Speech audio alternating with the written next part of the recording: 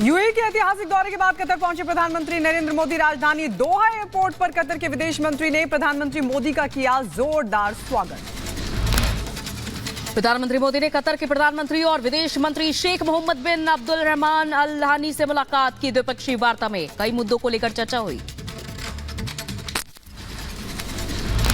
प्रधानमंत्री मोदी के दौरे को लेकर दोहा में प्रवासी भारतीयों में दिखा भारी उत्साह। लोगों ने मोदी मोदी के लगाए नारे। प्रधानमंत्री मोदी ने लोगों से की मुलाकात। दोहा में प्रवासी भारतीयों ने पीएम मोदी का भव्य स्वागत किया। सोशल मीडिया एक्स पर पीएम ने प्रवासी भारतीयों का आभार जताया। अबू धाबी में बीएपीएस के मंदिर को प्रधानमंत्री नरेंद्र मोदी ने वैश्विक एकता और सांप्रदायिक सद्भाव का प्रतीक बताया। कहा यह मंदिर पूरी दुनिया के लिए सांप्रदायिक सौहार्द का प्रतीक। मंदिर के निर्माण में हर धर्म संप्रदाय के लोगों ने काम किया है। मुझे ये भी बताया गया है कि मंदिर के 7 स्तंभ या मीनारे यूएई के 7 अमीरात के प्रतीक है। यही भारत के लोगों का स्वभाव भी है। पीएम मोदी ने यूएई में मंदिर के लिए राष्ट्रपति शेख नहयान का आभार जताया। पीएम ने कहा कि यूएई की जमीन पर इतिहास रचा गया है और इसमें सर्वाधिक योगदान यूएई के राष्ट्रपति शेख नहयान का है। अब यूएई की पहचान में एक और सांस्कृतिक विरासत जुड़ गई है। करोड़ों हिंदू और भारतीय अबू धाबी में मंदिर देखने आएंगे। इससे भारत और यूएई के रिश्तों को और मजबूती मिलेगी। तक जो यूएई बुर्ज खलीफा, फ्यूचर म्यूजियम, शेख जायद मस्जिद और दूसरी हाईटेक बिल्डिंग के लिए जाना जाता था, अब उसकी पहचान में एक और सांस्कृतिक अध्याय जुड़ गया। पीएम मोदी ने अयोध्या के राम मंदिर का भी जिक्र किया। कहा यह आस्था का अमृतकाल है। अयोध्या में सदियों पुराने राम मंदिर का सपना साकार हुआ। रामलला अपने भव्य मंदिर में विराजमान हुए। प्रधानमंत्री मोदी ने खुद को बताया मां भारती का पुजारी। कहा मेरे शरीर का कण कण, मेरे समय का पल पल सिर्फ मां भारती के लिए है। 140 करोड़ देशवासी मेरे आराध्य देव। परमात्मा ने मुझे जितना समय दिया है, उसकी हर पल जो शरीर दिया है, उसका कण कण मां भारती के लिए है। अबू धाबी के मंदिर से पीएम मोदी ने मानवता की एकता और विश्व कल्याण का मंत्र दिया। कहा पूरी पृथ्वी हमारा परिवार, वसुधैव कुटुंबकम की भावना के साथ भारत विश्व शांति का प्रयास कर रहा है। वसुधैव कुटुंबकम अर्थात पूरी पृथ्वी ही हमारा परिवार है। इस विचार को लेकर आज भारत विश्व शांति के अपने मिशन के लिए प्रयास कर रहा है। प्रधानमंत्री मोदी ने मंदिर के अलावा दुबई में भारतीय श्रमिकों के लिए अस्पताल के ऐलान पर भी यूएई के राष्ट्रपति का जताया आभार। कहा राष्ट्रपति ने अस्पताल बनाने के लिए जमीन देने का किया ऐलान। प्रधानमंत्री मोदी ने अबू धाबी में पहले हिंदू मंदिर का उद्घाटन किया। मंत्रोच्चारण के बीच स्वामी नारायण की प्रतिमा पर पुष्प अर्पित किए। स्वामीनारायण मंदिर में वैश्विक आरती में शामिल हुए प्रधानमंत्री मोदी। पूरी दुनिया ने देखी प्रधानमंत्री मोदी की सनातन भक्ति। अबू धाबी में बीएपीएस के मंदिर में वैश्विक आरती में शामिल हुए पीएम मोदी। भारत समेत दुनिया भर के 1500 मंदिरों में एक साथ गूंजी स्वामी नारायण की आरती।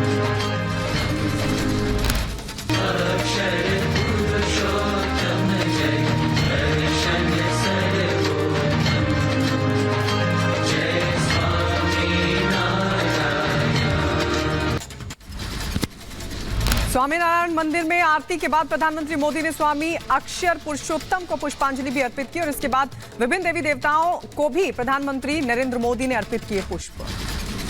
पीएम मोदी ने स्वामी नारायण की प्रतिमा पर जलाभिषेक भी किया। सुनहरे रंग की प्रतिमा पर प्रधानमंत्री ने मंत्रोच्चार के बीच जल अर्पित किया।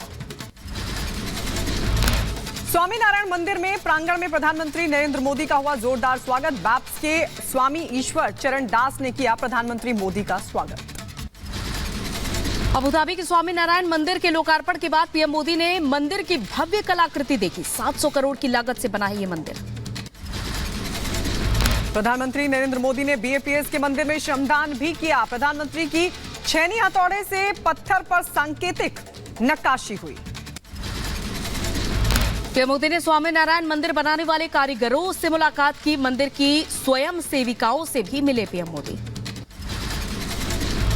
उद्घाटन से पहले प्रधानमंत्री मोदी स्वामीनारायण मंदिर में परिसर का उन्होंने घूमकर देखा भी। 2018 में प्रधानमंत्री नरेंद्र मोदी ने ही रखी थी मंदिर की नींव भी। बीएपीएस मंदिर के उद्घाटन के बाद पीएम मोदी ने महंत स्वामी महाराज के पैर छुए, गले लगाया और फिर खुद हाथ थामकर उन्हें मंदिर के अंदर ले गए। सनातन के रंग में रंगा अबू धाबी बाप्स के मंदिर में परिसर में भारतीयों का उमड़ा सैलाब। 18 फरवरी से आम लोगों के लिए खुल जाएगा मंदिर। अबू धाबी में बॉलीवुड सितारों का भी लगा जमावड़ा। अभिनेता अक्षय कुमार, विवेक ओबेरॉय और सिंगर शंकर महादेवन भी स्वामीनारायण मंदिर पहुंचे। आज पंजाब में प्रदर्शनकारियों का रेल रोको आंदोलन। एमएसपी समेत 10 मांगों को लेकर दोपहर 12 बजे से शुरू करेंगे रेल रोको आंदोलन। किसान संगठनों और सरकार के बीच आज होगी तीसरे दौर की बैठक। शाम 5 बजे चंडीगढ़ में बैठक होनी है। अर्जुन मुंडा, नित्यानंद राय और पीयूष गोयल होंगे शामिल। हरियाणा के शंभू बॉर्डर पर पुलिस और प्रदर्शनकारियों के बीच जबरदस्त टकराव लगातार जारी। प्रदर्शनकारी बोले बॉर्डर पर अर्धसैनिक बलों की तैनाती और ड्रोन से कार्रवाई क्यों। प्रदर्शन को लेकर केंद्रीय रक्षा मंत्री राजनाथ सिंह के आवास पर हुई बड़ी बैठक। कृषि मंत्री अर्जुन मुंडा बैठक में मौजूद रहे। खनौरी बॉर्डर पर पंजाब और हरियाणा के किसानों में हुई बैठक। उपद्रवियों से हरियाणा के किसान परेशान। हरियाणा के किसानों और ग्राम प्रधानों ने दी चेतावनी, कहा हिंसक प्रदर्शन करें खत्म। हरियाणा के खनौरी बॉर्डर पर पंजाब की ओर से 10,000 से ज्यादा किसान हुए जमा। पुलिस ने एहतियातन पूरे इलाके में मार्च किया। प्रदर्शनकारी किसानों को लेकर राजस्थान सरकार भी अलर्ट। राजस्थान हरियाणा संगरिया बॉर्डर पर बढ़ाई गई सुरक्षा। 5 से 6 लेयर की बैरिकेडिंग के साथ 4 वज्रवाहन और एसटीएफ को तैनात किया गया। किसानों के प्रदर्शन पर एसटी हसन का बयान, कहा एमएसपी को लेकर सरकार ने अभी तक कुछ नहीं किया। एमएसपी के लिए सरकार ने कुछ नहीं करा। आज किसान की लागत बहुत बढ़ गई है। मजदूरी महंगी हो गई, खाद महंगा हो गया, डीजल महंगा हो गया, इंसेक्टिसाइड महंगे हो गए, बीज महंगे हो गए। किसान उसी जगह खड़ा है बेचारा। अखिलेश यादव ने बीजेपी पर साधा निशाना, कहा किसानों के मुद्दे से हमेशा भड़काने का काम करती है बीजेपी। कानून बनाने से क्या दिक्कत। किसान यही मांग कर रहा है कि कानूनी अधिकार मिले उसको और उसकी एमएसपी के लिए कानून बने। इस सरकार को क्या समस्या है। किसान आंदोलन को लेकर बोले सपा सांसद राम गोपाल यादव, केंद्र सरकार पर साधा निशाना, कहा सड़कों पर गाड़ी जा रही है कील, ऐसा कभी नहीं हुआ। कांग्रेस के नेता जयराम रमेश का बयान, कहा 2021 में नरेंद्र मोदी ने मनमोहन सिंह को सौंपी थी एक रिपोर्ट। कानून बनाने की मांग को जरूरी बताया था। किसान आंदोलन को लेकर बीजेपी नेता आरपी सिंह का बयान, कहा एमएसपी को लेकर किया जा रहा है काम, किसानों के मुद्दे पर बातचीत करेंगे। पत्रकारों से बदसलूकी मामले पर प्रदर्शनकारी किसानों ने मांगी माफी और कहा कि पत्रकारों पर नहीं होना चाहिए था हमला। बॉर्डर से आगे ना बढ़ने की भी कही बात। किसान नेता नरेश टिकैत ने सरकार पर तानाशाही रवैये का आरोप लगाया, कहा किसानों की समस्याओं का समाधान करे सरकार। 16 फरवरी को भारत बंद का समर्थन करेंगे।